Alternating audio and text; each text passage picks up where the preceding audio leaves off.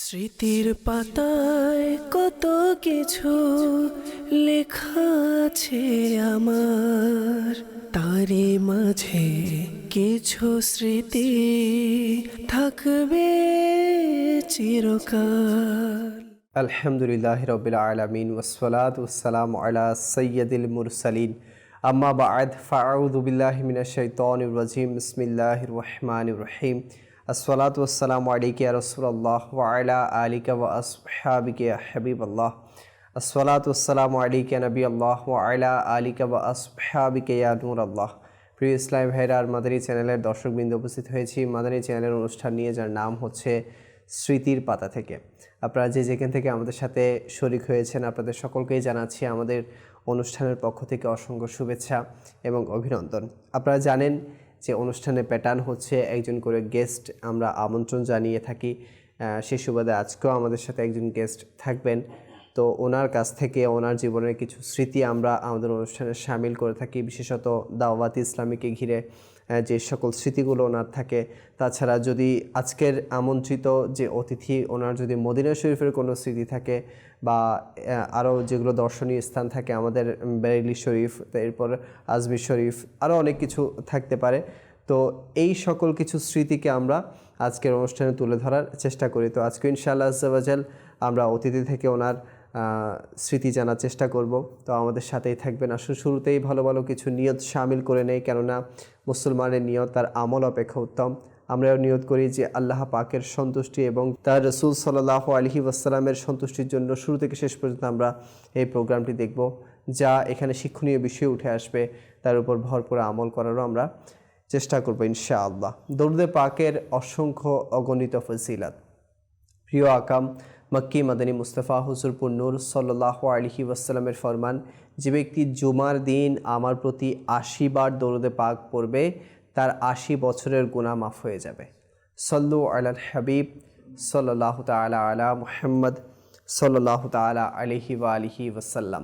দর্শক, ইতিমধ্যে আপনারা দেখে নিয়েছেন যে আজকে আমাদের সাথে আছে আমাদের সালাউদ্দিন হুজুর। স্যার, কেমন আছেন? আলহামদুলিল্লাহ, আপনি কেমন আছেন? আলহামদুলিল্লাহ আলা কুল্লি হাল। মাশাআল্লাহ, আজকে আপনারা সালাউদ্দিন হুজুরের কিছু স্মৃতি সম্পর্কে জানতে পারবেন।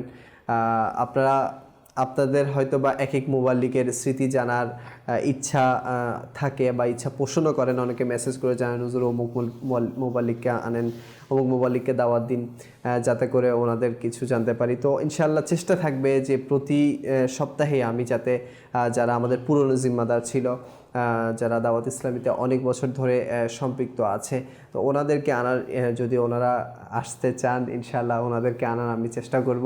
সুন্দরী না করে আমরা আমাদের সালাউদ্দিন হুজুরের কাছে চলে যাই। তো হুজুর মাশাআল্লাহ অনেকেই আপনাকে চেনেন, দর্শক হোক বা আমরা অনেক বছর ধরে আমরা আপনাকে দাওয়াত ইসলামীতে দেখে আসছি। তো কত বছর হয়ে গেছে আপনি দাওয়াত ইসলামীর মহলে এসেছেন? আলহামদুলিল্লাহ রাব্বিল আলামিন, আসসালাতু ওয়াসসালামু আলা সাইয়্যিদিল আমবিয়া ওয়াল মুরসালিন, আম্মা বা'দ।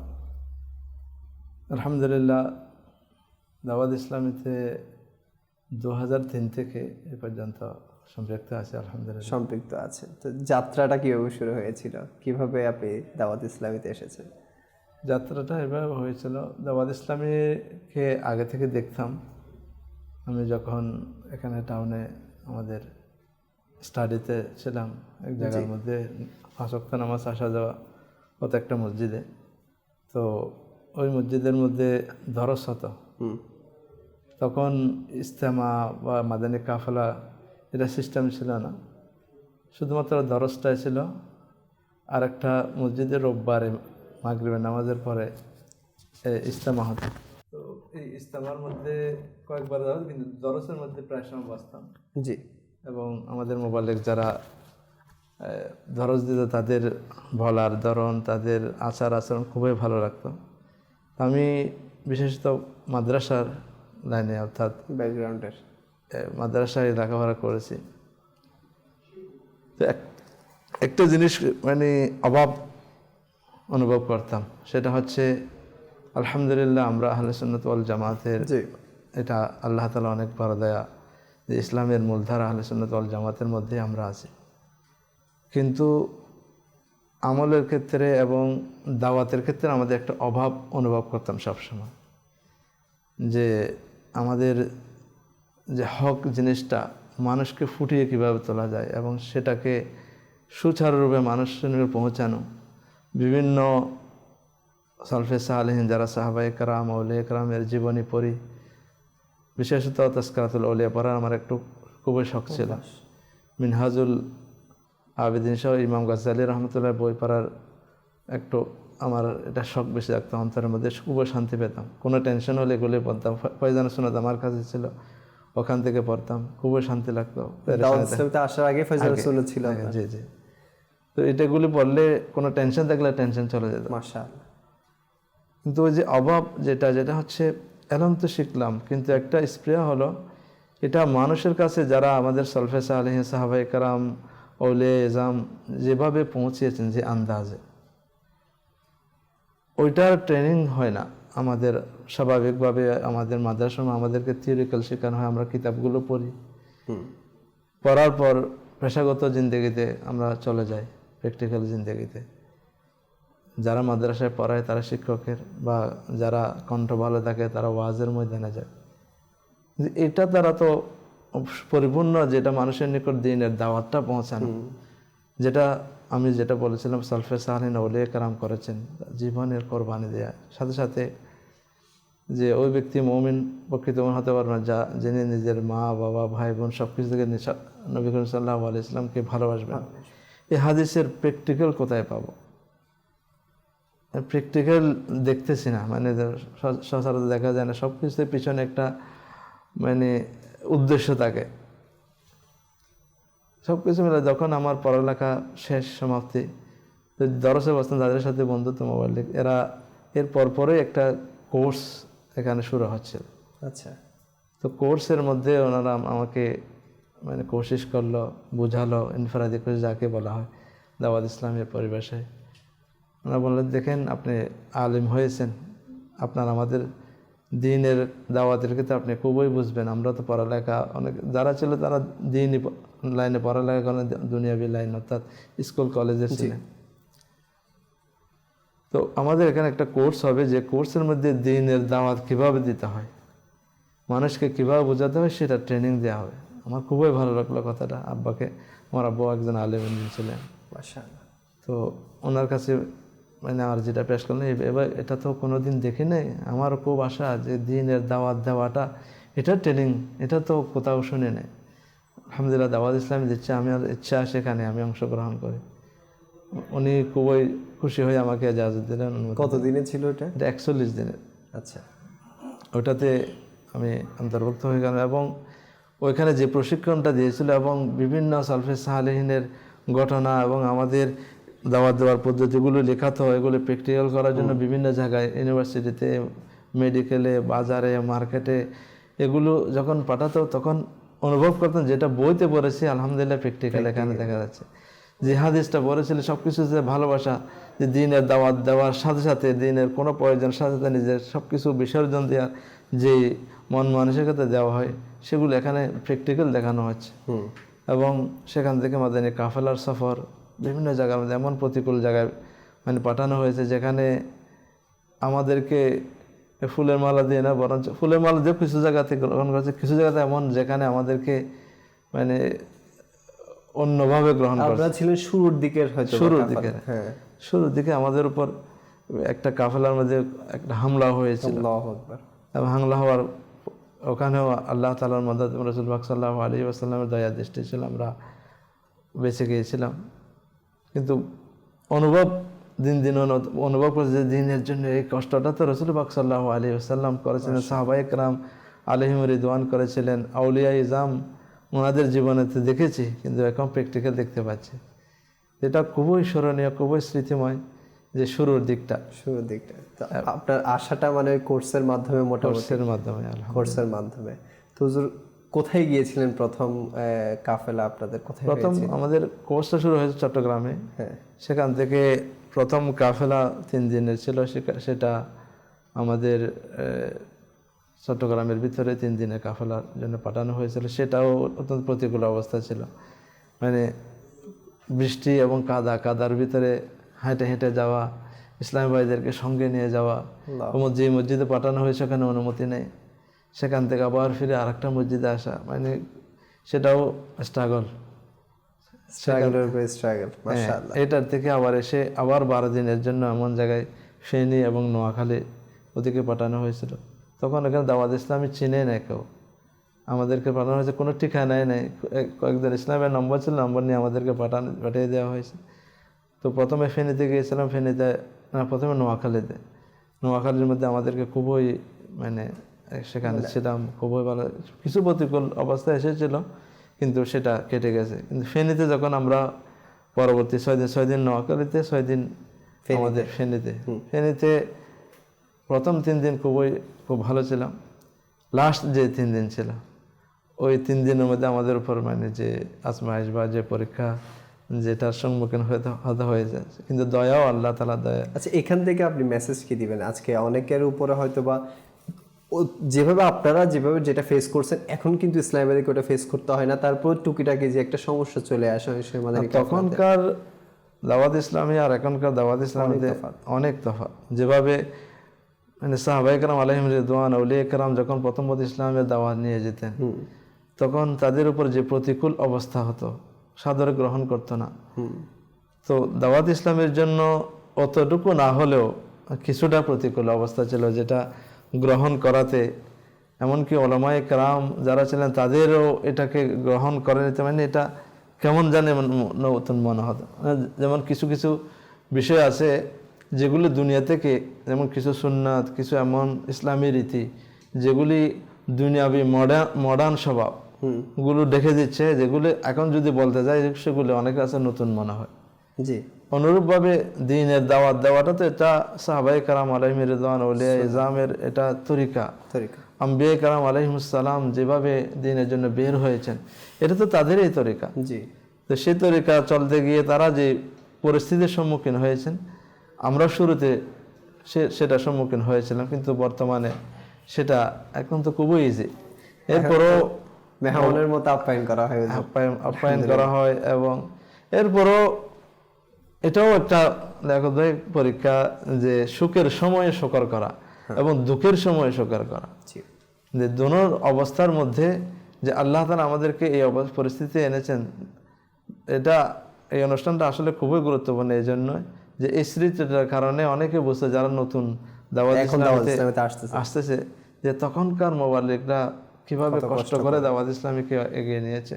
এখন সেটা না, এখন তো সব কিছু রেডিমেড, শুধু আমাকে ওই রেডিমেড জিনিসের উপর পা দিয়ে চলতে হচ্ছে। তখন নিজেকে রেডি করতে হতো, এখন বয়ান রেডি হয়ে আসছে, তখন বয়ান রেডি হয়ে আসতো না। তখন এতগুলো প্রকাশনা ছিল না, এখন তো প্রকাশনার উপর প্রকাশনা, আমাদের প্রত্যেক সপ্তাহের মধ্যে কয়েকটা বই রিলিজ হচ্ছে। কিন্তু তখন বয়ানও নিজেকে রেডি করতো, সবকিছু নিজেকে রেডি করে চলতো। আপনাদের ইস্তেমাতে বয়ান আপনারা কিভাবে করতেন? আমরা নিজেরাই রেডি করতাম, আমাদের কিতাবগুলো থেকে আমাদের বয়ান কিভাবে রেডি করতে সেটা আমাদেরকে শেখানো হয়েছে। আচ্ছা, কি আন্দাজে, এবং টপিক বলে দিত, এবং এই টপিকের উপর আমাদেরকে রেডি করার জন্য বলা হতো। এটা বিভিন্ন বই থেকে ফটোকপি করে ডায়েরিতে লাগাতাম, এবং লাগাতে কিছু লেখা, কিছু ডায়েরিতে লাগানো। এবার ডায়েরি অনেক মোটা ডায়েরি হয়ে যেত। আচ্ছা, একটা ডায়েরি আমার জন্য অনেক বড় সম্পত্তি হয়ে যেত। এইভাবে আপনাদের পথ চলা। তো হুজুর, আপনার যখন মানে কোর্সটা করে আসলেন বা বাসার মধ্যে আসলেন, তো হয়তো ফ্যামিলি মেম্বারও আপনাকে জিজ্ঞেস করছে অনুভূতি কেমন, মানে যেহেতু এখান থেকে নতুন একটা জায়গা থেকে আপনি আসলেন, 41 দিন টানা কি 41 দিন ছিলেন আপনি? হ্যাঁ, 41 দিন পরে এসে, যেহেতু আলহামদুলিল্লাহ আপনার আব্বাজান অনেক বড় একজন আলেমে দিন ছিলেন, তো উনিও নিশ্চয়ই আপনার থেকে জিজ্ঞেস করছে যে ফিলিংস কেমন ছিল। তো এরপর আপনাদের অনুভূতিটা কেমন ছিল, এরপরের যাত্রাটা কি হয়েছিল? এরপরে যখন ঘরে আসলাম, ওখানে 12 দিনে কাজের প্রশিক্ষণ, আমিরে কাফেলাকে কেমন হতে হবে, মুবাল্লিগকে কেমন হতে হবে, ওগুলো যখন আমার ঘরে এসে তখন যেহেন এটা ছিল না যে মানে সমাজের মধ্যে এটা গুনাহ, সেটাও মানে আমাদের মাঝে আমরা জানতাম, মানে অনুভবই করতাম এটা গুনাহ। যেমন খালাতো বোনের সাথে দেখা করা, ভাবির সাথে দেখা করা, এই যে এগুলো যখন ওখান থেকে আসে তাদের সামনে যেতে লজ্জাবোধ করতেছে, তারা মানে তাদের কাছে নতুন লাগতেছে, এবং কাউকে বকাও দেন, আমার থেকে আসেন সেটা বলা হয় নাই, কিন্তু নিজে ও গুনাহের কথা সেখানে স্মরণ হয়ে যায়, এই অবস্থায় যদি আমার মৃত্যু হয়ে যায়, তখন আস্তে আস্তে তারাও আমাদের থেকে দূরে সরে যাচ্ছে।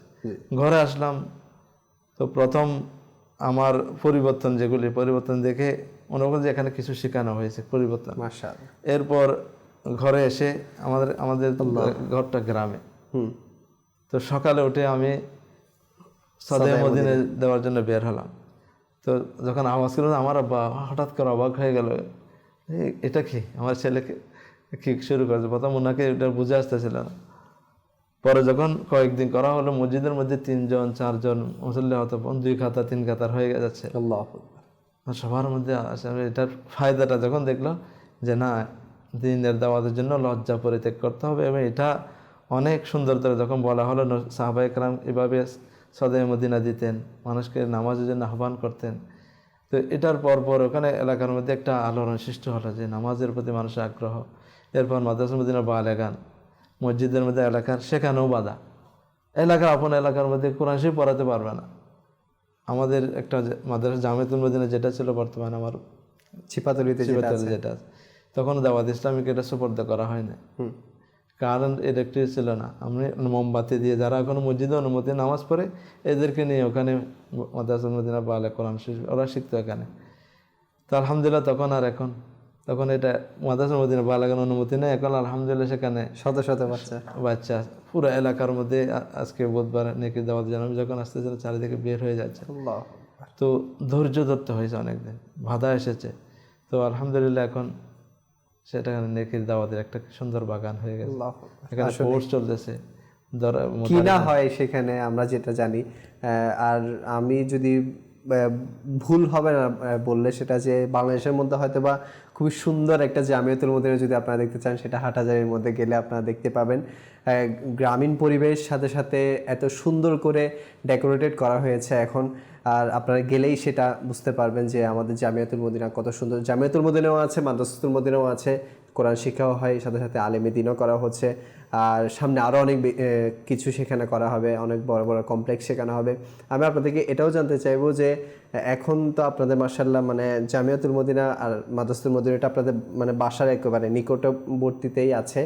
তো মানে আপনাদের এগুলো মানে কিভাবে জেহেন হলে, বা এলাকার মানুষ কিভাবে আপনাদেরকে সঙ্গ দিল আস্তে আস্তে, আপনি একা থেকে 100 বা 200 এটা কিভাবে হয়ে গেল, মানে আপনাকে কিভাবে সাপোর্ট দেওয়া যে না। আর আমি একটা জিনিস যেটা দেখেছি, মানে হয়তো বা আগে ওখানকার রাস্তাগুলো এত ফরওয়ার্ড ছিল না, কিন্তু এখন হওয়ার কারণে মানুষ দেখতে আসতো, একটা শুধু গাড়ি, একটা রিক্সা আসলে, একটা সিএনজি বা ট্যাক্সি যদি যেত, লোকরা দেখে আসতো মানে এখানে আমাদের এলাকায় গাড়ি আসছে। আচ্ছা, এরকম এলাকা ছিল, অজপা গাড়া, মানে এরকম একটা এলাকা ছিল। আলহামদুলিল্লাহ এখন এটা শহরের মতো এক ধরনের শহর। এখানে আরো অনেক কিছু হয়ে যাচ্ছে, জায়গা জমিনের কোনো মূল্য ছিল না, এখন অনেক মূল্যবান হয়ে গিয়েছে। এটা এলাকাবাসী গ্রহণ করতেও অনেক কষ্ট হয়েছে, এমনকি আমার ঘরের মধ্যে, ফ্যামিলির মধ্যে এটা অনেক বাধা দিয়েছে। কিন্তু আমিরা আহলে সুন্নাতের একটা জানা হচ্ছে, তোমরা তর্ক বিতর্কের মধ্যে জড়াইও না, আবার ছাড়িও না, তোমরা কোশিশ করে যাও, আল্লাহর কাছে মদদ চাও, আল্লাহ রাস্তা খুলে দিবে। আলহামদুলিল্লাহ অনেক বাধা, সেটাকে অন্য কিছু করা হবে, অনেক কিছু করা হবে, কিন্তু আলহামদুলিল্লাহ আজ্জা ওয়া জাল সেটা শেষ পর্যন্ত দাওয়াত ইসলামের জন্য সেটা ওয়াকফ করে দেওয়া হয়েছে। এবং এখানে বহুমুখী দাওয়াত ইসলামের মধ্যে যে অনেকগুলো ডিপার্টমেন্ট আছে, এখন তো মাত্র 2-3টা ডিপার্টমেন্ট সেখানে, যেমন কোর্সে চলতেছে আমাদের ফয়জানে মদিনা ইসলামী মন্দির, মাদ্রাসা, দারুল মদিনা, এভাবে অনেকগুলো ডিপার্টমেন্ট। ইনশাআল্লাহ আল্লাহ যদি চায় দারুল ইফতাহ হতে পারে, আল্লাহ যদি চায় সেখানে অনলাইন মাদ্রাসার জন্য তরকিব হতে পারে। তো দোয়া চাইবো, সেটা নয়, বাংলাদেশের যেখানে আমাদের জামিয়াতুল মদিনাগুলো হচ্ছে সেগুলোর সহযোগিতা একান্ত প্রয়োজন। জি, মাশাআল্লাহ। তো আপনি কোর্স থেকে আসার পরে, আপনাদের কোর্স যখন সম্পন্ন করে ফেলেছিলেন, তো কোর্স থেকে আসার পরে আপনার প্রথম জিম্মাদারি কি দেওয়া হয়েছিল? আর আমাদের মানে যখন আপনি সংযুক্ত হয়েছিলেন দাওয়াত ইসলামের সাথে, ওই কোর্সের মাধ্যমেই তো হয়েছিলেন 2003-এ, তো প্রথম জিম্মাদারি কি পাওয়া আপনার? এরপর আমাদের এখানে কোথায় ইজতেমা মানে হতো, আপনি কোথায় যেতেন, কোন ইজতেমায় যেতেন? তখন তো এতগুলো ইজতেমা অ্যাভেলেবেল ছিল না। ওখান থেকে আসার পর কিছুদিন এখন তো পুরো চিটা মিলে তনজিম স্ট্রাকচার তখন হয় নাই। আমাদের রক্ষণেশ্বরে হাজী শাহিদ আত্তারি ভাই এখন তশরিফ এনেছিলেন, উনি প্রথম তনজিম স্ট্রাকচারটা এখানে দিয়েছেন। আচ্ছা, তো আমি কিছুদিন বাড়িতে ছিলাম, জিম্মাদারদের সাথে যোগাযোগ, তখন মোবাইলে তেমন ব্যবস্থা ছিল না। তো একবার বন্যার মধ্যে আমার চিটাংতে একজন আমাদের জিম্মাদার আমার থেকে অনেক দিন মানে দীর্ঘদিন মানে যোগাযোগ নাই, আমাকে দেখতে পানির ভিতরে চলে গেছে, আল্লাহু আকবার। মানে ওখানে বন্যা, এবং ওখান থেকে আমার ঘরে যাচ্ছিলাম, পথের মধ্যে দেখা, ওখান থেকে উনি ইনফরাদি করেছিলেন, আমাকে মাদানী কাজের মধ্যে নিয়ে গেছে, একদিন রাখলো। এরপর শাহিদ ভাই এর আগমন হলো। এটা কি তিনের দিকে না চার? এটা 4-এর দিকে। এরপর উনি একদিন এখানে টাউনের মধ্যে ওনার একটা প্রোগ্রাম ছিল, ওখানে আমি আসলাম, রাত্রে যাপন করলাম। তখন আমি কোনো পীর ও মুর্শিদের হাতে হাত রাখিনি এবং তালাশে ছিলাম যে আমার একটা জেহেন ছিল যে পীর ও মুর্শিদের কাছে বায়াত মানে বিক্রি হয়ে যাওয়া। আমি যার হাতে যাব তার হাতে চোখ অন্ধ হয়ে মানে শরীয়ত আগে একটা হচ্ছে কি, পীর ধরার আগে তুমি চোখ খোলা রাখো, ধরার পরে চোখ বন্ধ করে দাও, মানে আগে শরীয়ত মোতাবেক আছে কিনা, উনি যেগুলো শরায়ত আছে সেগুলো পাওয়া যায় কিনা। তো ওগুলো খুঁজতে খুঁজতে অনেক বছর পর্যন্ত খুঁজতেছিলাম, কিন্তু মনটা মনের এখানে একটা কথা বলবো, মানে আপনি কি দাওয়াত ইসলামীতে এত কিছু করার পরেও কি আমিরুল সুন্নাতকে দেখেন নাই? না, দেখেন না। আচ্ছা, দেখেনি নাই আপনি? দেখেন না, মানে কোর্স হয়ে গেছে, এত কিছু হয়ে গেছে। শাহেদ ভাই যখন আসলো তো ওনাকে দেখলাম, তখন নতুন নতুন মাদ্রাসা থেকে ফারিক হয়েছে, আল্লাহর ওলির পরিচয় সেখানে শিখেছিলাম। যাকে দেখলে আল্লাহ তাআলার স্মরণ হয় সে আল্লাহর ওলি। তো ওনার দেখার সাথে সাথে আমাদের ওই জিনিসটা আসলো, ইনি আল্লাহর ওলি হবেন। ওনার হাসি, ওনার আচরণ, সুন্নাত মোতাবেক চলাফেরা, কম কথা বলা, মানে আচার আচরণ। তো আমি কাউকে ওখানে ইসলামী ভাই ছিলেন, জিজ্ঞাসা করলাম উনি কি পীর সাহেব? হ্যাঁ, না, উনি তো একজন মুরিদ, একজন জিম্মাদার। আমাদের পীর সাহেব হচ্ছে মাওলানা ইলিয়াস আত্তার কাদের, যিনি দাওয়াত ইসলামের প্রতিষ্ঠাতা। তখন আমার আশ্চর্য হয়ে গেলাম, একজন মুরিদের এই অবস্থা, আমার পীর সাহেবের কি অবস্থা হবে? তিনি আমাকে বুঝালেন যে আপনি যদি বায়াত না হয়ে থাকেন ওনার হাতে হয়ে যান।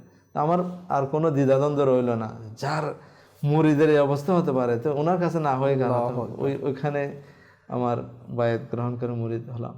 এরপরে আমাদের এলাকায় আমাদের শাহিদ ভাই তশরিফ নিয়ে গেছিলেন, ওখানে প্রথমে বানানো হচ্ছিল, এখন তো জেলি ছিল, তখনও জেলি ছিল, জেলির পর হালকা ছিল, হালকার পর এলাকা, একটা এলাকা বানা হয়েছে, পুরো কয়েকটা কাবিনা হয়ে গেছে এখন। জি, তখন শুধু একটা এলাকা, কাবিনা তো পুরো বাংলাদেশ মিলে একটা কাবিনা ছিল।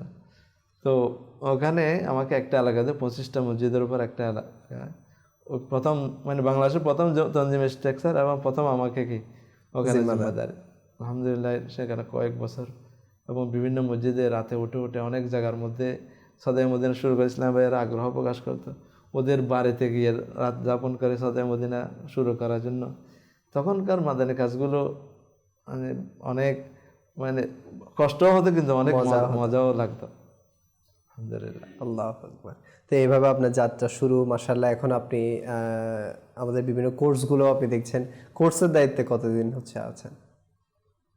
কোর্স তো আমি তো মাঝখানে প্রবাস জীবন, আচ্ছা ওইটাও শুনবো।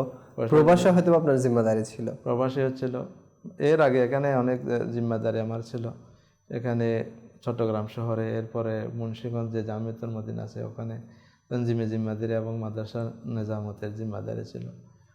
ওই সময়কার একটা স্মৃতি এটা উল্লেখ করতে হয়। ওই স্মৃতিটা হচ্ছে, আমি যখন দরজ দিতাম, দরজের মধ্যে মুনাজাত, আল্লাহ বারবার হজ্জে বাইতুল্লাহ, বারবার মদিনা মুনাওয়ারা, এই জিনিসটা আমার খুবই ভালো লাগতো।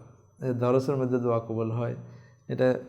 তো এখন দোয়া করতে করতে তখন আমার কোনো ইনকামে ছিল না, মানে ইনকাম আমি ওই বাস্তব জীবনে আমার মাত্র ছাত্র জীবন দেখে কি দাওয়াত ইসলামীতে কোর্সগুলো করে মাদানী কাজের মধ্যে এনেছি, মানে ইনকাম করব বা উপার্জনের পথে এটা যাওয়া হয়নি। কিন্তু মদিনা শরীফ যাব এটার আগ্রহ দিন দিন বাড়তেছে। জি, আবার ওদিকে আমার পড়ালেখা শেষ হওয়ার পর মুর্শিদকে একটু দেখবো, তখন ভিডিও, মাদানী চ্যানেল এগুলো ছিল না। কেউ একজন পাকিস্তান থেকে মোবাইল লেগে এসেছিলেন, উনি বাবা জানের শুধুমাত্র একটা কদমের ছবি কেমনে তুলছিলেন, ওইটা দেখার জন্য মানে কত কিছু ফিস, মানে 12 মাসের কাফেলার জন্য, এটার জন্য দেখার সৌভাগ্য, মানে তখনকার একটা জজবা। তো ওখানে যাওয়ারও মানে প্রক্রিয়া, মানে বাবুল মদিনাতে গিয়ে অর্থাৎ আমির আল করাচিতে গিয়ে আমির আল সুন্নতকে দেখবো, পীর মুর্শিদ, এর মুফতি কোর্স করার খুবই আমার আগ্রহ ছিল, আমার আব্বারও আগ্রহ ছিল। তো ভিসা না পাওয়ার কারণে এখানে যাওয়া হচ্ছিল না। কয়েক বছর হয়ে গেছে, 2005 এর লাস্ট, 2006 এর লাস্ট, 2007 শুরু।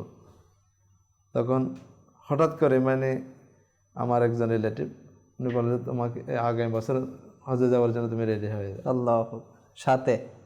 হ্যাঁ। তো এখন আমার আশ্চর্য হয়ে গেল, আমার কোনো ইনকাম নাই, আমি কিভাবে যাবো? ওনাকে বললাম আমি তো, তুমি এটা চিন্তা করতাম, তুমি রেডি হয়ে যাও, মানুষকে তৈরি করো যেভাবে রেডি হতো। তো উনি সব কিছু, ওনার আমার প্রতি খুব আত্মীয়, আমার ভাই লাগে, তো আন্তরিক ছিল। আন্তরিক ছিল। আমাকে দরজের মধ্যে বসতো, দরজে বসতো। তো আলহামদুলিল্লাহ ওই হজে যাওয়ার মদিনার সমস্যা হয়ে গেছে একদম, যার কোনো মতো বোঝা টাকা পয়সা হলে হজে যেতে হবে না, কোনো কিছু ছাড়া যাওয়া যায়। আলহামদুলিল্লাহ মুর্শিদ আমাকে এই তোহফাটা তখনই দিয়ে দিয়েছে, এবং আলহামদুলিল্লাহ সেই হজটা ছিল জুমার দিন।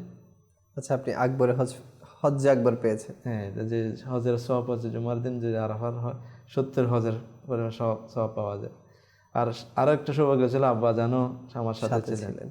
উনি জাবালের রহমতের কাছে আসরের নামাজ এবং মাগরিবে আমার জন্য অনেক দোয়া করেছেন। এটা আমার জন্য জীবনের অনেক বড় একটা স্মৃতি এবং পাওয়া, যে এবং ইয়াকিনকে বাড়িয়ে দিয়েছে যে আল্লাহ তাআলা চাইলে পারেন, এবং মুর্শিদ একদম পীর কামিলের হাতে বায়াত হওয়া যায়, এবং এটা ইয়াকিন যদি রাখা যায়, এটা যে পাওয়া যায়, আলহামদুলিল্লাহ সেটা তখন থেকে ইয়াকিনটা বেড়ে গেছে যে না, এই পরিবেশটা ছাড়া যাবে না, এবং এটা মজবুত থেকে মজবুত ধরতে হবে। কয়বার নসিব হয়েছে আপনার মদিনা শরীফ যাওয়া?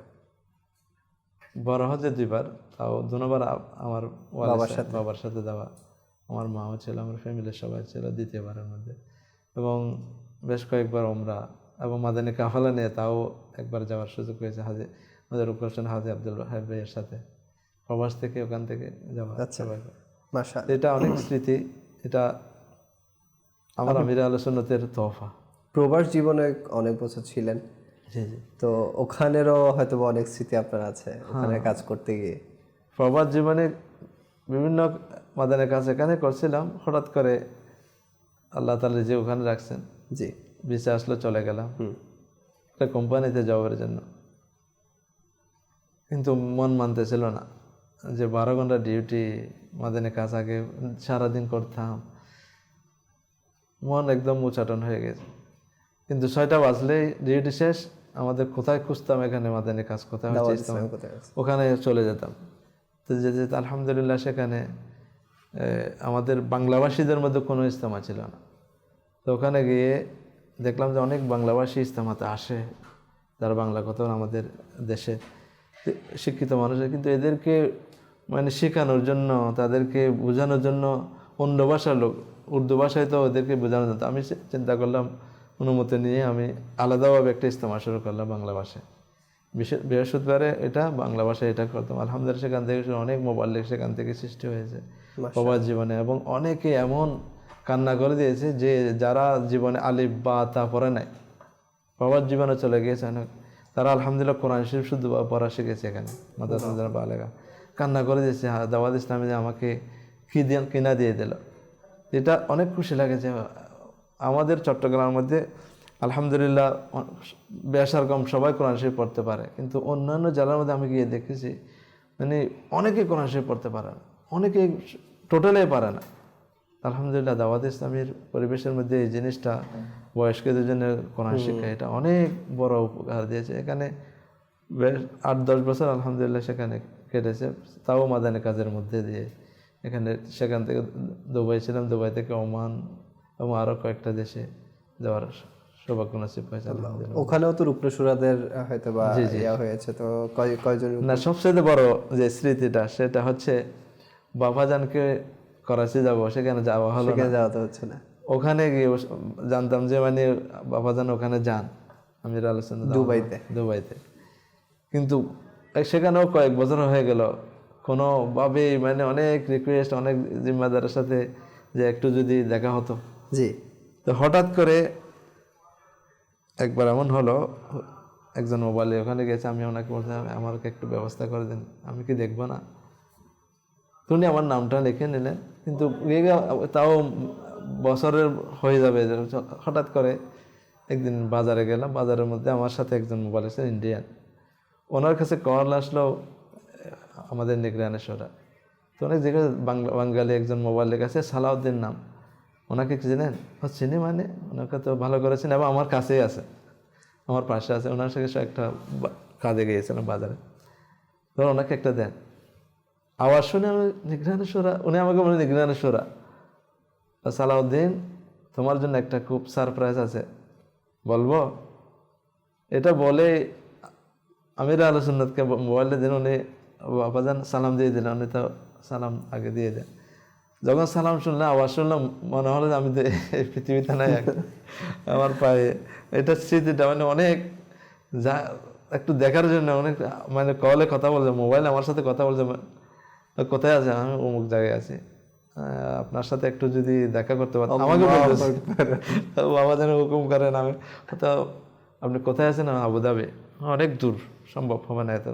আপনি বলেন, আমি এখন উড়ে চলে আসবো, আপনি শুধু একটা হুকুম করে কোথায় আসতে হবে। আচ্ছা ঠিক আছে, ওই জায়গার মধ্যে চলে আসো। আলহামদুলিল্লাহ সেদিন রজবের প্রথম জুমারাত ছিল, আচ্ছা, রজব মাসে। তো এই জিনিসটা কেমনে হওয়া, মানে যে মানে আপনার আপনার আপনার দেখার ইচ্ছা ছিল আর ওখান থেকেই হুকুম হয়ে গেল, মানে এটা মুর্শিদের করম, মুর্শিদের দয়া। আল্লাহ। আলহামদুলিল্লাহ কাছে ডেকে নিয়েছেন, সারা রাত থাকার, সেহরি করা, আলহামদুলিল্লাহ সৌভাগ্য আছে। এরপরে আরও কয়েকবার আলহামদুলিল্লাহ, তাও সারপ্রাইজ ভাবে আরও কয়েকবার দেখা হয়েছে আমাদের, আলহামদুলিল্লাহ আল্লাহ তাআলা। এরপর বাবুল মদিনাতেও আসা হয়েছে। এটাও ইনশাল্লাহ শুনবো, বাবুল মদিনায় গিয়ে আপনাদের সফর কেমন ছিল। তো দর্শক, আপনারা অনেকটুকু শুনলেন আমার সালাউদ্দিন হুজুরের, যে কিভাবে আসা, কিভাবে যাত্রা শুরু করা, এবং কী কী জিম্মাদারি উনি পেয়েছিলেন, করেছিলেন, দায়িত্ব পালন করেছিলেন। ইনশাল্লাহ আরও কিছু জানবো। তো হুজুরের সাথে একটা সেগমেন্ট শামিল করব। আমাদের সেগমেন্টটা হচ্ছে একটু দেখাবেন, তাহলে হুজুর বুঝে যাবে যে আমাদের সেগমেন্টটা কি। এখানে একটা রিসালার নাম লুকায়িত আছে, শুধু একটা অক্ষর এখানে দেখানো হয়েছে, তো বাকি অক্ষরগুলো আমরা হাইড করে রেখেছি। তো আপনাকে একটা একটা করে অক্ষর বলতে হবে, ওই অক্ষরটা যদি এখানে থাকে তাহলে সেখানে শো করবে, আর যদি না থাকে তাহলে ভুল হিসেবে শো করবে, যে আপনি মানে একটা ভুলের জন্য একটা ক্রস, এভাবে 4 বার ক্রসের পর আপনি পুরো নামটা বলে দিতে হবে। জি হুজুর। রিসালার নাম? জি, রিসালা বা যে কোনো একটা কিতাবের নাম এর মধ্যে লুকায়িত আছে। উপরে কালো, ওইটা না সাদা, এটা সহ? হ্যাঁ, ওই যেটাতে আছে, যেমন যে অক্ষরটা লেখা আছে হ আকার, তো এই পুরো রিসালা এখানের মধ্যে লুকায়িত আছে। আপনি স্বরবর্ণ, ব্যঞ্জনবর্ণ যে কোনো একটা একটা করে অক্ষর বলতে পারেন। ওটা যদি ওখানে থাকে ওই কিতাবের মধ্যে বা রিসালার মধ্যে, তাহলে ওখানে শো করবে।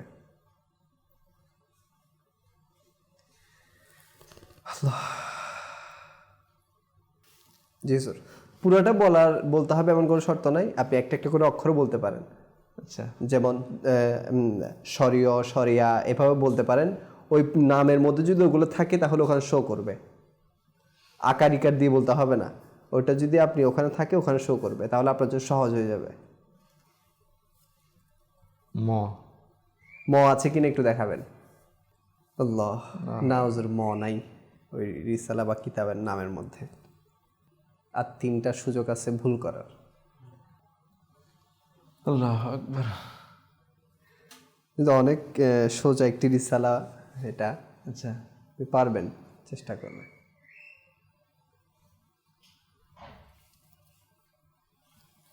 আমাদের কোন রিসালা বা কিতাবের নামের শেষে হ আকার আছে একটু লক্ষ্য করলে আপনি পুরো নামটাই বলে দিতে পারবেন।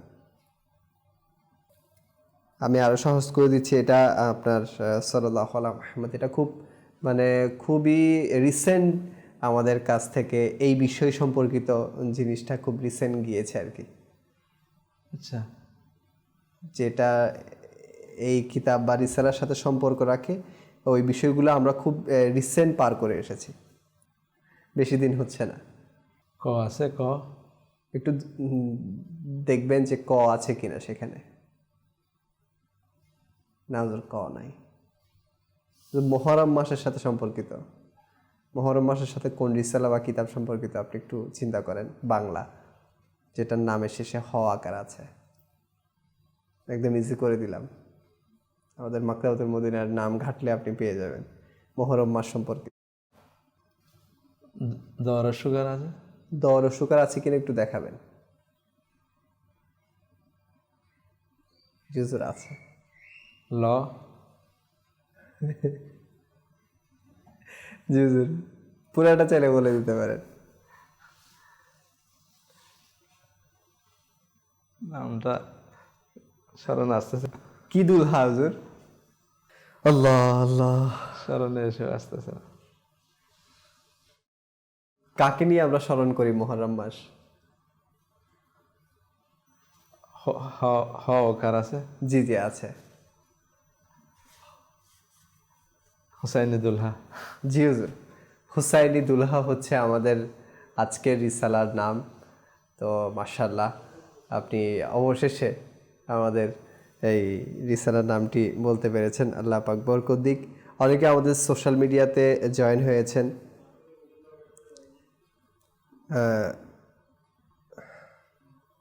সবুজ ভাই আছেন ওমান থেকে, এরপর ইকবাল ভাই আছেন, লিখেছেন কেমন আছেন। শাহ আলম ভাই আছেন, এরপর আরও অনেকেই আছেন, যেমন আয়ুব খান ভাই আছেন, কবির হোসেন ভাই আছেন। সবাই আমাদের অনুষ্ঠান দেখছেন, সবাই মুবারকবাদ লিখেছেন। আপনাদেরকেও মুবারকবাদ যে আপনারা আমাদের অনুষ্ঠানটি দেখছেন। তো দর্শক, আমরা সালাউদ্দিন উজু থেকে এতক্ষণ পর্যন্ত ওনার যে আসার যে প্রারম্ভে যে জিনিসগুলো সেগুলো শুনেছি। তো হুজুর, কোর্স করানোর দায়িত্বে আপনি কোর্স করাচ্ছেন অনেক বছর ধরে, তো এটা নিয়ে কি স্মৃতি আপনার?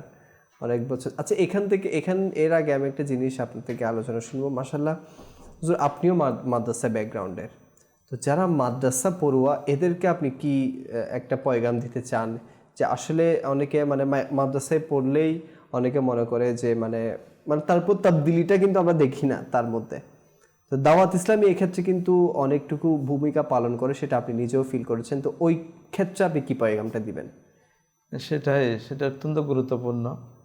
সেটা হচ্ছে যে আমাদের সালফে সালেহিন অর্থাৎ পূর্ববর্তী বুজুর্গগণ, এদের মধ্যে আম্বিয়া কেরাম আলাইহিমুসসালাম, সাহাবায়ে কেরাম আলাইহিম রিদওয়ান এবং আউলিয়া ইজাম, তাদের পথেই তো আমরা। এবং হিদিনাস সিরাতাল মুস্তাকিম সিরাতাল লাযিনা আন'আমতা আলাইহিম, যারা নিয়ামত প্রাপ্ত, এদের কথা বলা আছে। এদের জীবনে যদি আমরা দেখি, তো এদের পথে যদি আমরা চলতে চাই তাহলে উলামায়ে কেরামের ভূমিকা সবচেয়ে বেশি। কারণ দিন তারাই বেশি শিখেছে এবং বেশি জানে। কিন্তু সেটা যেভাবে দুনিয়াবি যে কোনো কাজ, একটা ডাক্তার হতে গেলেও সে ডাক্তারি পড়ার পর সেটা ইন্টার্নি করতে হয়। প্র্যাকটিক্যাল যখন যদি করা না হয় তাহলে সে ডাক্তারি করতেও পারে না। ইঞ্জিনিয়ারিং যারা পড়ে তারা থিওরিক্যালের পাশাপাশি প্র্যাকটিক্যাল করে। অনুরূপভাবে যারা আমরা জামিয়াতে পড়েছি, যারা দরসে নিজামি বলেন বা আমরা আলিয়া মাদ্রাসায় যারা ওলামা আলিম হয়েছেন, জি, এর থিওরিক্যালটা শেখানো হয় এবং সেটার মধ্যে অনেক বিষয় এখন বর্তমানে নেই। যে নিয়তের বিষয়টা সেখানে শেখানো হচ্ছে না, যেটা আলহামদুলিল্লাহ দাওয়াত ইসলামে প্র্যাকটিক্যালি শেখানো হচ্ছে। ইমাম গাজ্জালী রহমতুল্লাহ তাআলা কীভাবে আমাদের আন্তরিক অভ্যন্তরীণ বিষয়গুলোকে তুলে ধরেছেন কিন্তু কিতাবের মধ্যে রয়ে গেছে। আলা হযরত রহমতুল্লাহ তাআলা কিতাব লিখে গেছেন, কিন্তু যেটা প্র্যাকটিক্যালি মানুষের মাঝে সেটা ঢুকিয়ে দেয়া, শুধুমাত্র একটা জিনিস দিয়ে তো হয় না, এটা বয়ান। সেটা বয়ান দিয়ে, ওয়াজ দিয়ে সেটা মানুষকে উদ্বুদ্ধ করা যায়। যেমন সেটার উদাহরণ খুবই সুন্দর, যে খামারের দোকানে যখন লোহাকে গরম করা হয় তখন এটা লাল হয়ে যায়, লাল হওয়ার সেটা নরম হয়ে যায়, নরম হওয়ার সেটা পিটানো হয়, পিটানোর পরে যেটা বানাচ্ছে সেটা হয়। এখন যারা ওয়াজ হয়, বয়ান হয়, সেটা মানুষ উদ্বুদ্ধ হয়, মানে লাল হয়, নরম হয়ে যায়, অন্তর নরম হয়ে, এরপরে তাকে নামাজি বানানো, এরপরে তাকে দ্বীনের পথে চালানো, এরপরে তাকে খুবই সহজ। কিন্তু ওই মুহূর্তটা যদি আমি ইউজ না করি, ওই মুহূর্তে যদি তার উপর যে হাত না রাখি, ওই মুহূর্তে তাকে যদি বোঝানো না হয় মাশাআল্লাহ আপনি ওয়াজ শুনেছেন, আপনার আপনার অনেক প্রয়োজন, আপনি নামাজের দিকে আসেন, আপনি এটা করেন ওইটা, তখন তাকে যেটাই বলে না সেটাই সে করার জন্য রেডি হয়ে যাবে। কিন্তু এর আগে আপনি অনেকবার বোঝানো পরে রেডি হয় না, কিন্তু ওই জিনিসটার কমতির কারণে, ওই জিনিসটা আমাদের মধ্যে না থাকার কারণে আমরা যে আগের মতো সে রয়ে গেছে। ওয়াজ কথাই না হচ্ছে, প্রতি জুমায় হচ্ছে, অনেক কিছু, কিন্তু মানুষের পরিবর্তন কোথায়? কিন্তু একটা দরজের মধ্যে মানুষের পরিবর্তন হয়ে যাচ্ছে। আমার একটা স্মৃতি মনে হয়, তাও প্রবাসে আমার ছোট ভাইয়ের একজন বন্ধু, তাকে এখানে অনেক কিছু বোঝানো হতো, সেটাকে মানে পাত্তাই দিত না, মডার্ন ছিল। তো ওখানে বিদেশে যখন যাওয়া হলো, তো আমার ভাইয়ের সাথে যোগাযোগ, তো আমার ভাই আলহামদুলিল্লাহ দাওয়াত ইসলামের মধ্যে আমাদের ইসলাম হতো, উনি তাকে একটা অনুষ্ঠানে দাওয়াত দিয়েছে, কারণ সে জানে যে এটা মডার্ন, যদি মাহফিল বলে বা ধর্মীয় অনুষ্ঠান বলে যাবে না, ইস্তেমা বললে যাবে না, বলে একটা আজকে অনুষ্ঠান আছে বৃহস্পতিবার, চলো না। তো অনুষ্ঠান বলে নিয়ে গেল। তো এখানে টাইমিং একটা নির্ধারণ, একদিন আমাদের বিশেষ কারণে টাইমিং লেট হয়ে গেছে। এখন আমার ভাই ধারণা করলো, ওকে আনলাম আজকে প্রথম দিন, আজকে ওকে একটা টাইমিং বললাম, আজকে দেরি হলে ও আর আসবে না। তো হলো কি ঘটনা, আলহামদুলিল্লাহ দাওয়াত ইসলামের মাদানী পরিবেশের মধ্যে আল্লাহ তাআলার খাস রহমত এবং আমির আল সুন্নাহর ফয়েজ, ওলিয়ে কেরাম ফয়েজ রয়েছে। ইস্তেমা শেষে যখন উনি ভাই বলতেছে, আমি খুবই দ্বিধাদ্বন্দ্বে ছিলাম, আমাকে তুমি এতক্ষণ দেরি করালে, কোন অনুষ্ঠানে আনলে, কারণ ওনা আগের স্মৃতিটা মনে পড়তে, দেশের স্মৃতিটা। উল্টো বলতেছে, তুমি আমাকে কনফার্ম করো প্রতি সপ্তাহে এখানে আসার ব্যবস্থা কিভাবে হবে। আল্লাহু আকবার। আলহামদুলিল্লাহ উনি তো খুশি হয়ে বুকে লাগালেন, এবং প্রতি সপ্তাহে আসা যাওয়া করতে করতে দাঁড়িয়ে ছিল না, দাঁড়িয়েওয়ালা হয়েছে, আলহামদুলিল্লাহ বয়ান মোবাল্লিক হয়ে গেছে পুরোপুরি। তো এই যে উলামায়ে কেরাম যদি এই প্র্যাকটিক্যাল জিন্দগিতে চলে আসে, যেটা আমার ভাই ছিল, ও ইংলিশ শিক্ষিত, ও যদি এই কাজটা করতে পারে, তাহলে আলিমরা কেন নয়? উলামায়ে কেরাম যদি প্র্যাকটিক্যাল ময়দানে এরকম এসে যায়, এটাতে আসলে কি হয় যে আমিত্ব বিসর্জন করার একটা প্র্যাকটিক্যাল ময়দান পাওয়া যায়, এবং দ্বীনের এমন এমন খিদমত করার সুযোগ পাওয়া যায় যেগুলি স্বাভাবিকভাবে কল্পনাও করা যায় না। ইমাম গজ্জালী রহমতুল্লাহ লেখাগুলো প্র্যাকটিক্যাল এখানে দাওয়াত ইসলামী দেশে পাওয়া যায়। আলা হযরতের লেখনীগুলো লেখাতে রয়ে গেছে, সেগুলো প্র্যাকটিক্যাল মানুষের সিনে 200টা কান্ট্রিতে কানজুল ইমানকে ঢুকিয়ে দেওয়া, 3 আয়াত পরে পড়ানোর জেহেন দিয়ে, এবং আলা হযরতের কিতাবগুলো, আলা হযরতের দর্শনগুলো মানুষের, এটা সফর মাসুদ ওনার আলোচনা করতে হয়, এটা মানুষের সিনে ঢুকিয়ে দেওয়ার জন্য মানুষের কাছে যাওয়া, একজন মানুষের কাছে যাওয়া, এটা যারা মাদ্রাসার ছাত্র এদের দ্বারা আরো খুব দ্রুত হয়ে পাওয়া যায়। যেমন আমাদের জামিয়াতুল মদিনা থেকে যারা বের হচ্ছে, তারা প্র্যাকটিক্যাল ওখানে করানো হচ্ছে, তারা যে খিদমতগুলো করতেছে, আর দাওয়াত ইসলামের বাইরে যারা আছে তাদের খিদমত করতেছে, আমি এটা অস্বীকার করতে, তাদের খিদমত হচ্ছে না, কিন্তু যেটা দ্রুত মানুষকে পরিবর্তন করে, এই জিনিসটা যদি প্রত্যেকটা যারা আলেম কোর্স করে বের হয়েছে তাদের জন্য এটা যদি করে, আমাদের যে কোর্সটা আমি বলেছিলাম ওই কোর্সগুলো করে, ওরা বুঝতেই পারবে যে আমরা এক জগতে ছিলাম, প্র্যাকটিক্যাল জগৎ এখন আসছে। এখানে হুজুর আপনি যে এখন কোর্স মজলিসের আন্ডারে আছেন, এই কোর্সগুলো কি আমাদের জন্য অনেকটুকু সহায়ক হবে কিনা? অনেক সহায়ক। এগুলো প্রতিটা বিষয় যেগুলো কোর্সগুলো হচ্ছে, এই কোর্সের মাধ্যমে একজন বিধর্মীকে কিভাবে ইসলাম ধর্মের প্রতি আগ্রহ, এটা এখানে শেখানো হচ্ছে। নামাজের মাসালা আমরা শিখেছি মাদ্রাসাতে, কিন্তু সেগুলোর খুঁটিনাটি বিষয়গুলো, এগুলো প্র্যাকটিক্যাল, অনেকগুলো কিতাব পড়েছে, প্র্যাকটিক্যাল কোনোদিন দেখে নেই। যখন এখানে দেখানো হচ্ছে তখন বুঝতে পারলে না, তখন এটা আরো ভালোভাবে কি বুঝে আসতেছে। আলহামদুলিল্লাহ, এটা আমি অনুরোধ করব যারা মাদানী চ্যানেল দর্শক শ্রোতা আছেন, বিশেষ করে যারা মাদ্রাসা লাইনে লেখাপড়া করেন, দ্বীনি মাদ্রাসায় আলেম হয়েছেন, তারা যেন দ্রুত এটার মধ্যে যদি অ্যাড হয়, কোর্সগুলো করে এবং প্র্যাকটিক্যাল দ্বীনি কাজের মধ্যে লেগে যায়, দিলের মধ্যে এমন একটা সুকুন আসবে, এবং সুন্নিয়তকে বাঁচানোর জন্য, আহলে সুন্নাত ওয়াল জামাতের প্রসার এবং সুন্নতকে জীবিত করার জন্য যে একটা সঠিক প্রচেষ্টা, এই প্রচেষ্টার মধ্যে নিজে থেকে বললাম, আমি অনেক দিন এটা যদি না পেতাম, মুখ দিয়ে নিজে থেকে বের হবো, আমি যদি না পেতাম তাহলে আমার একটা অপূর্ণতাই থেকে যেত। আর হুজুর, এটা তো আপনি নিজেই হয়তো অনেক বছর ধরে দেখে আসছেন যে আমাদের স্কুল কলেজ পড়ুয়া স্টুডেন্টদেরকে কোর্স মজলিস কিভাবে ইমাম বানিয়ে দিচ্ছে। আলহামদুলিল্লাহ, আপনি নিজেই দেখেছেন যে ইঞ্জিনিয়ার সাহেব, ইঞ্জিনিয়ারদের আমার প্রথম এখানে কোর্সে যাতে প্রবাস থেকে এখানে এসে প্রথম ইমামত কোর্সের জিম্মাদারি নিয়ে আমি এখানে এসেছিলাম। তো আলহামদুলিল্লাহ, প্রথম কোর্সের মধ্যে আপনি যাকে বলে ইঞ্জিনিয়ার, কলেজের ছাত্র, মাদ্রাসার ছাত্র ছিল অবশ্য, কিন্তু আমি প্রথমে ভাবতে এরা কেন আসলো, এরা কি করবে। তো আমাদের মসজিদে মানে হ্যাঁ এদের জন্য আমাদের যে সিলেবাস আছে এদের জন্য এটা কি কাজে আসবে। তো আলহামদুলিল্লাহ 5 মাস ওরা ছিল, তারপর পর যখন ওরা খুতবা দিচ্ছে, ওরা যখন কেরাত পড়তেছে, ওরা যখন ওখান থেকে বেরো কয়েকজন তো মসজিদের মধ্যে জমা পর্যন্ত পড়ায় ফেলছে। আমি বলছি না আমাদের মজলিস এরা যা করে না এরা খুব ভেবে চিন্তা করে, ভাবনা করে। এবং এটা কল্পনায় করা যায় যেখানে মাদ্রাসা ছাত্ররা ভয় পায় মিম্বর এসে ওঠার, যেখানে জুমা পড়ানো, এমনি নামাজ তো অনেকে পড়েই ফেলে, কিন্তু জুমার নামাজ পড়ানো অনেকে মাদ্রাসা ছাত্ররা সাহস করে না, সেখানে স্কুলের ছাত্র সাহস করে উঠে যাওয়া এটা কম কথা না। আসলে হুজুর একটা বিষয় আমরা যেটা দেখেছি যে আমাদের দাওয়াত ইসলামে একটা মানুষকে এমনভাবে গড়ে তুলতেছে, আমরা সাজিদ হুজুরের কথা ধরে নিই, যিনি কয়েক বছর কোর্স করিয়েছে, উনিও তো কোনো আলিম ছিলেন না, কিন্তু দাওয়াত ইসলামে ওনাকে ওই লেভেল পর্যন্ত পৌঁছিয়েছে এবং ওনার মাধ্যমে কত মানুষের ইসলাহ করে দিয়েছে। তো এই কোর্স মজলিস নিয়ে আমার হুজুর কাজ করছে, তো আমিও বলবো যে কোর্সগুলো আমাদের অবশ্যই করা যায়।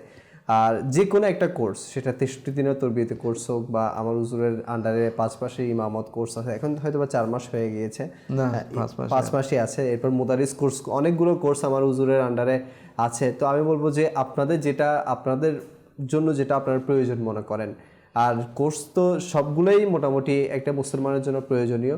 তো বিশেষ করে 63 দিনের তরবিয়ত কোর্স, আমি কিছুদিন আগেও মানে গত 1 বছরের মধ্যে 63 দিনের তরবিয়ত কোর্স প্রায় 2-1টা হয়ে গিয়েছে। তো আমি আমার কিছু মানে সুরাকার মধ্যে দেখেছি যে মানে শাহজালাল ইউনিভার্সিটির ছাত্ররা, তারপর ঢাকা ইউনিভার্সিটির ছাত্ররা, এরা পর্যন্ত এই কোর্সটা করে, মানে এরা পর্যন্ত মানে এটা অভিমত ব্যক্ত করতেছে যে মানে আমরা তো দুনিয়াবি শিক্ষা সবই করছি, কিন্তু কি শিখলাম, মেইন যে শিক্ষা সেটা তো করা হয় নাই। তো ফিল করেন যে একজন শাহজালাল ইউনিভার্সিটির ছাত্র যদি এটা বলে, ঢাকা ইউনিভার্সিটির ছাত্র যদি এটা বলে যে আমি তো ইসলামের কোনো শিক্ষাই এতদিন শিখিনি, এখানে এসে যা শিখেছি, তো আসলে এটা অনেক বেশি মানে নিজেদেরকে ভাবাই যে দাওয়াত ইসলাম আমাদেরকে কী দিচ্ছে।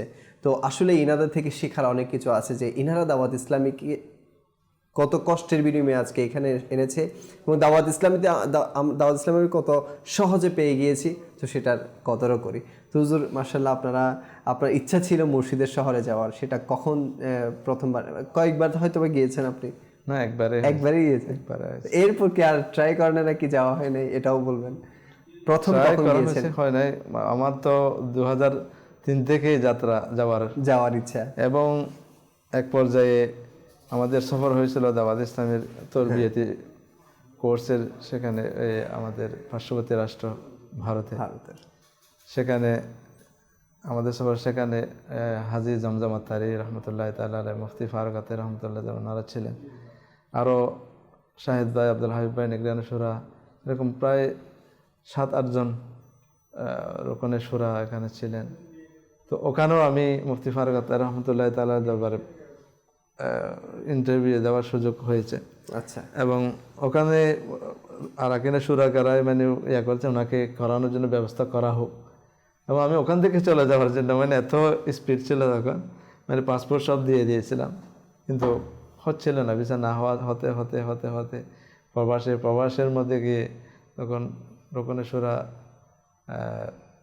হাজী জাফর ভাই ওখানে গিয়েছিলাম, ওনাকে বললাম আমি আর কয় বছর অপেক্ষা করবো, আমাকে আর যাওয়া হবে না।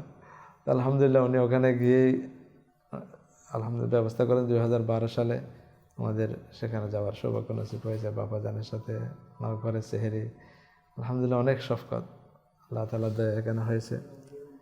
সেখান থেকে আমাদের সফর প্রায় 1 মাসের সেখানে ছিল, কিন্তু পরিস্থিতি ওখানে অনেক প্রতিকূল অবস্থার মধ্যে আমাদের থাকতে হয়েছে, বিভিন্ন জায়গার সফরের সুযোগ হয় না।